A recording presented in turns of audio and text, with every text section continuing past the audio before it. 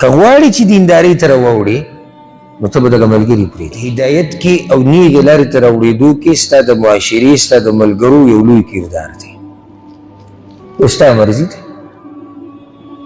بدعملو سره چې کښېنې په ګډه وډه به یې لکه څنګه چې دا سړی و. که غواړې چې دیندارۍ ته راواوړې نو ته به دغه ملګري پرېږدې، ته به دغه معاشره پرېږدې چې کومه ګډه وډه ده. د معاشرې اثرات یې په سړي باندې. اوس ته کښېنې د کینی پاسې د سودخورو سره ته به سود څنګه پرېږدې؟ ته د هغوی سره کښېنې، ته د هغوی مالونه وینې، ته د هغوی تجارتونه وینې چې هغه ډېرېږي او هغه راته وایي زه خیر ده او لږ دی او راځه او مړه یې څه د ځان نه دي مولا جوړ کړی، څه ځان یې تقوادار جوړ کړی. ډېره ګرانه چې ته د دوی په منځ کې پاتې کېږي او سود پرېږدې. ته د نشه ییزو منځ کې کښېنې او نشه پرېږدې. ته د بېلمازو په منځ کې کښېنې او د مونځ اهتمام کول غواړې. نه، ته به دا ځای پرېږدې.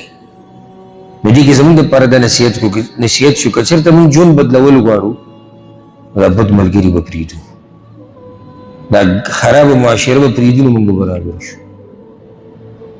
دا د دې ځای نه دا فایده راووته. ځکه دې عالم درته ووایي چې ته څه چل وکړه،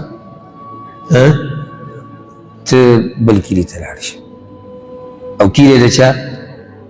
د دیندارو خلکو. دیندارو خلکو خواله ځای راځي، علماو سره کښېنئ پاسې، د پرهیزګارو خلکو سره کښېنئ پاسې، دا په سړي باندې اثر کوي.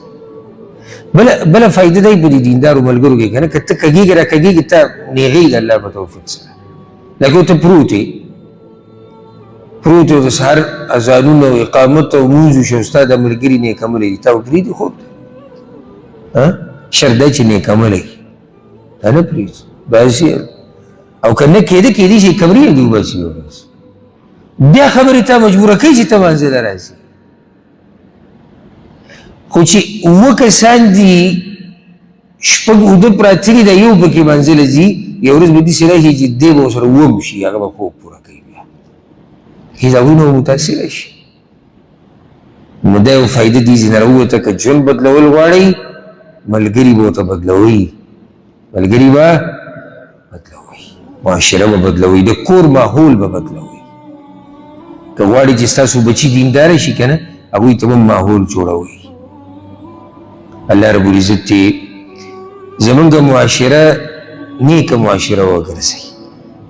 ښه، الله اکبر. یو بله فایده چې سړی پکې سوچ وکړي که نه،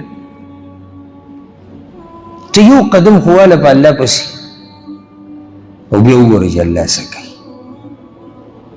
ته یو قدم واله بیا ګورې چې الله څه کوي. خو ته خو قدم واله که نه، موږ قدم والو د الله طرف ته. دومره مو ځان کلک کړی دی، دومره په دې ګناهونو کې ورننوت، ورځونه د الله طرف ته. ته یو قدم واله، یو قدم ستا ژوند بدلوي. دې سړي سره یو قدم سي چلو کړو الله په توفیق. یو قدم یې اخیستی، یو قدم و ده.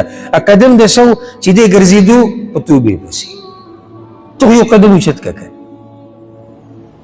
ته خو لږ ورمخکې شه که نه. تاسو زه بار بار درسونه کوم، رب العالمین بانه غواړي. ګورې دومره مهربانه رب دی که نه، بانه غواړي چې دا بندګان جنت ته لاړ شي. خو چې په دې کې بنده جنت ته لاړ نه شي، دا ډېر لوی بدبخته دی.